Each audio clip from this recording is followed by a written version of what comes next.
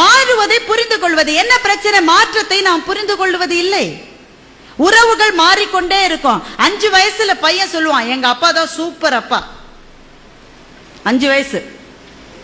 10 வயசானா சொல்லுவான், எங்க அப்பா நல்லவரு, அப்பப்பா கத்துவாரு. 15 வயசுல சொல்லுவான், அம்மாவை கூப்பிட்டு, உன் வீட்டுக்காரர்கிட்ட சொல்லிடுமா, அப்பப்ப என் ரூட்ல வராரு, மரியாதையா இருக்காரு. 20 வயசானா பையன் சொல்லுவான், எப்படிமா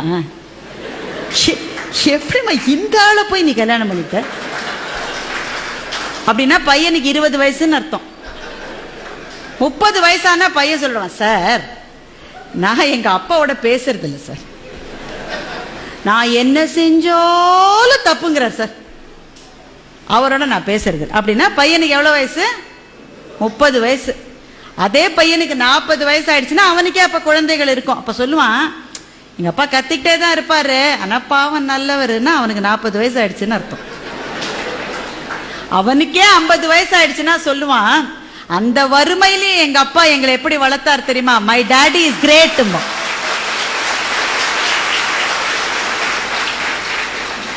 எங்க அப்பா கிரேட்னு 5 வயசுல சொன்னது சார், திரும்பி வரதுக்கு 45 வருஷம் இருக்கு பாருங்க. இதுதான் மாற்றம். இந்த மாற்றம் உறவுகளில் உண்டு, நட்பிலே உண்டு, வாழ்க்கையின் செல்வ நிலைகளிலே உண்டு. எல்லாத்திலையும் மாற்றம் வரும். எந்த மாற்றம் வந்தாலும் நான் தொடர்ந்து பயணிப்பேன் யார் நிற்கிறார்களோ அவர்களுக்கு சோர்வு வருவதில்லை.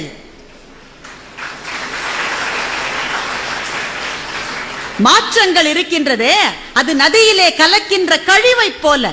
எந்த கழிவு கலந்தாலும் ஓடிக்கொண்டிருக்கிற வரைதான் நதி.